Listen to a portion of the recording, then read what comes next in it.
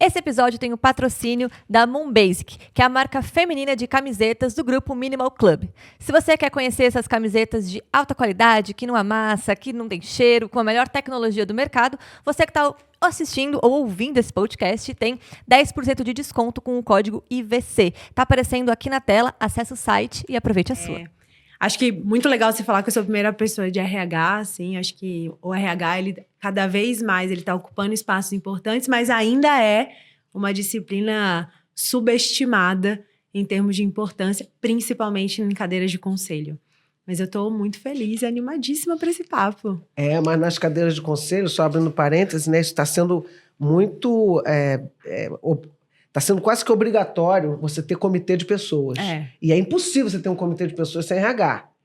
Então, os conselhos, eles estão... Talvez esteja realmente, tem razão, mas é uma evolução. A gente ainda pode ter ainda que a gente não tenha a cadeira de RH no conselho de administração. Isso. Mas no comitê de pessoas, que é aquele que dá o apoio para isso aí, todas as empresas estão correndo atrás, porque os prejuízos estão sendo grandes de não encontrar, de não olhar para esse ativo principal das empresas, que são as pessoas. E mais importante, né, Cris e Luciana? Hoje, ter conselheiros que entendam a importância de pessoas dentro das organizações é um diferencial competitivo. Então, tínhamos ao longo da história olhar só para finanças, para vendas, para marketing, para operação, para engenharia de como a organização funciona. Mas o que faz as empresas? De que forma? São pessoas. Então, esse é o nosso desafio e talvez uma das âncoras do nosso papo aqui hoje. Mas antes de passar a palavra, Cris, desculpa, para você ir seguir com a Lu, a gente gostaria aqui de reforçar que mais esse episódio é patrocinado pela Minimal Club. E se você aí não conhece a Minimal Club, que são essas camisas básicas, a Cris hoje até colocou tava frio. E a Minimal agora tem camisa polo, tá, e pessoal? Tem a camisa para mulheres da Moon. Da Moon. Então fica aí a dica para você, vocês vão ver o QR Code na tela. Para você que está assistindo esse episódio, tem 15% de desconto na Minimal e 10% de desconto na Moon. O QR Code na tela. A palavra está com você, Luciana Carvalho. Acho que eu vou pegar um gancho que é legal, que eu tava as últimas 3 semanas num cliente. Parte do que a minha empresa faz é o trabalho de C as a Service, e ainda que eu seja CEO da operação, eu atuo eventualmente num projeto ou outro, e esse em especial é uma empresa que está muito perto de abrir capital. E eu estava conversando com o CEO e com o chairman, e eu estava falando exatamente o quanto IPO no fim do dia, ele é muito além do que essa empresa da perspectiva de produto, de unit economics, de tecnologia. É uma narrativa. Isso. Né? Qual a história que você vai contar para esses investidores? E os detalhes dessa história importam muito. E a conversa era sobre design organizacional. Qual é o melhor design para essa companhia? Eu estava falando, gente, o design impacta sim na narrativa que vocês estão construindo, porque ele diz alguma coisa sobre essa empresa. Onde você posiciona o C-level, se é embaixo do CEO, se o RH fica embaixo, se o marketing fica embaixo. Isso conta uma história. Né? E acho que pessoas é uma parte fundamental dessa história. Não só quem são as pessoas, mas como elas estão estruturadas e organizadas dentro das empresas. Isso mesmo. E essa coisa das pessoas, né? Você vê como é que alguns assuntos, né? Finalmente cai a ficha, né? Em várias empresas, que é um assunto que eu, assim, pessoalmente eu tenho muita atuação, que é diversidade, inclusão e equidade. Então, assim, finalmente começa a cair a ficha em várias empresas de que isso é bom para o negócio. Exato. Isso não é mimimi. E aí, nesse aspecto, o RH ele é fundamental. Para trazer como é que faz, como é que o RH tem que atuar de forma que você tenha essa gestão cultural e essa gestão de inclusão. Como é que você vê isso hoje, Lu? Ô, Cris, você sabe que essa foi uma pauta que ela começou a ficar forte para mim em 2017. É recentíssima, né? Eu lembro perfeitamente o dia que isso aconteceu. Eu estava num evento de People Analytics em Wharton e eu fui assistir a Rede Global de Diversidade da Meta. a Maxime. E ela foi contando a história dela. E no final do talk dela, ela falou a seguinte frase: as empresas estão perdendo a mão em diversidade porque elas estão indo para a consequência e não para a causa. E a causa da falta de diversidade está em não termos diversidade cognitiva. Isso.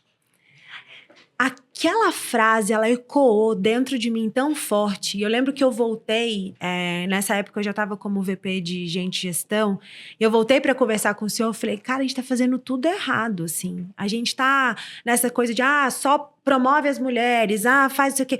No final do dia, isso é só a consequência. Diversidade cognitiva fala de você ter uma infinidade de cabeças diferentes pensando para co-construir alguma coisa que é maior do que as pessoas individualmente. Então, eu acho que as empresas caminharem com esse mindset, por consequência, elas vão ter diversidade de gênero, diversidade de raça, étnica, regional. diversidade cultural, diversidade socioeconômica. Isso. Mas enquanto a gente estiver na pegada de consequência, muito provavelmente as empresas não vão evoluir.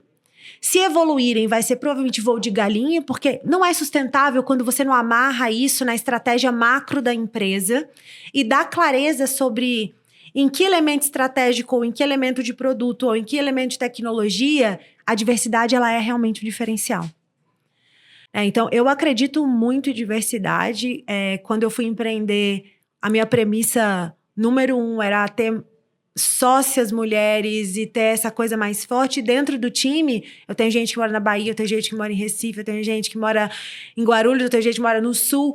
Então, isso para mim é muito importante, porque é nessa diversidade de temas e de maneiras de ver a vida que você muda uma organização e leva ela para outro lugar. Eu acho isso fantástico, porque, na verdade, os números que demonstram dessa conexão entre os excelentes resultados em inovação, em resultado financeiro, em EBITDA, eles estão conectados com a diversidade cognitiva. Exato. Mas a diversidade cognitiva ela tem que ser abraçada pelo conselho. É isso. É o primeiro lugar que tem que ter diversidade cognitiva, é o conselho da empresa. Eu fui conselheira da Cinti, que é a empresa multinacional de capital aberto, que você brincou que era seu sonho. Era um sonho para mim também. E, para mim, a formatação do conselho, ela era exemplar neste quesito. Então, eram 6 conselheiros, 3 mulheres, 3 homens, diversidade de país. Então, tinha gente que era dos Estados Unidos, eu era latina, tinha outra que era canadense, tinha outro que era alemão. Para uma empresa global, que tem já tem a complexidade de você implementar cultura organizacional com os elementos da cultura de países, que não é trivial, se o conselho não começa lá de cima entendendo que isso é importante, não cascateia para baixo. Não cascateia. Né? E agora eu vou te dar um exemplo. Eu tô brincando contigo porque eu sou louca para trabalhar numa empresa de capital aberto no Brasil, mas essa empresa que eu tô nos Estados Unidos, ela tá na Nasdaq, que é uma empresa de inovação. E é exatamente isso. Eu cheguei lá, o conselho já era diverso. Tem uma latina parda, que sou eu. Tem 2 mulheres americanas brancas. Tem um cara de academia indiano. Que legal. Tem um outro cara de academia sul-coreano.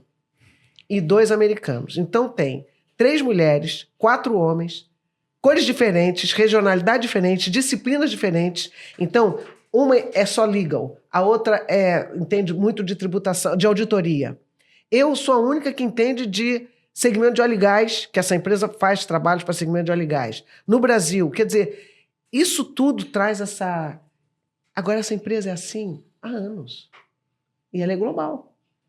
Então, assim, o fundador lá atrás... Teve essa cabeça já. Teve essa cabeça de querer um conselho que ajudasse ele com essa diversidade, porque ele queria inovação, ele queria tecnologia. E ele ali já tinha feito a conexão de que ele ia ter isso se ele tivesse cabeças diferentes. A gerente da área de inovação, de pesquisa dessa empresa nos Estados Unidos é do Paquistão. Só para você ter uma ideia. E que legal que o fundador teve essa cabeça desde o começo, né, Cris? Porque eu fico pensando assim, né? Em última instância, qual é a expectativa que você tem de um conselho de administração, qualquer que seja o modelo dele? Se ele é deliberativo, se ele é consultivo? Em última esfera, você quer um conjunto de pessoas com múltiplas experiências, tanto da perspectiva de trabalho, quanto de cultura, quanto de economia, para que essas pessoas, num colegiado, elas te ajudem a entender qual é o melhor caminho que você precisa seguir com aquela organização. Se você tem todo mundo pensando igual, a chance de você sair com as mesmas ideias o tempo todo e você ser disruptado pelo mercado, que a verdade é, todas as empresas com AI generativa estão a ponto de serem disruptadas a qualquer momento por uma empresinha de 3 pessoas. Essa é a verdade. A gente vai ver provavelmente gigantes sendo disruptados. A gente viu milhares de histórias ao longo do... Nos bancos a gente viu isso. Exatamente. Então, se vendo o movimento do mundo, do avanço da tecnologia, evoluindo nessa velocidade, os conselhos não olharem e pensarem quem são as pessoas ou que tipo de pessoas eu preciso ter sentado aqui para me ajudar a pensar como não ser disruptado daqui a 1 mês, daqui a 6, daqui a 1 ano, eu honestamente nem sei qual que é o papel do conselho no final. Né? Então, eu acho que o conselho tem esse papel muito importante até de equacionar bem, né, como vai equilibrar as estratégias da companhia e por aí vai. Sim, é a responsabilidade dele, é a matriz de risco, é a responsabilidade do conselho. E o conselho está ali para justamente ajudar o CEO e a diretoria executiva a pensar mais para frente, porque os caras não têm tempo. Os caras estão ali olhando o dia a dia. Exato. O curto e o médio prazo está na mão deles, mas e o longo? É. E tem muito conselho que age completamente errado, que está sempre olhando para trás, né? É. Perde um tempão do tempo do conselho olhando os indicadores financeiros que já aconteceram. Gente, o papel do conselho não é esse. Aí quem está fazendo isso é a diretoria executiva. Deixa eles fazerem. Eu chamo isso que é a gestão pelo retrovisor, né? Exatamente. E óbvio que tudo em retrospecto é super óbvio, é super mais fácil. Dá muito óbvio, menos trabalho. Como assim? Vocês não perceberam isso? Por que tomaram? Em retrospecto, tudo é fácil. Tudo é fácil. Né? E eu concordo que o conselho provavelmente precisa olhar para trás para entender o que aconteceu, mas o papel do conselho é olhar para frente constantemente, né? Gostou desse corte? Então já sabe, não deixe de curtir, compartilhar, se inscreve aqui no canal para você continuar acompanhando todos esses conteúdos e indica para um amigo. Te espero no próximo.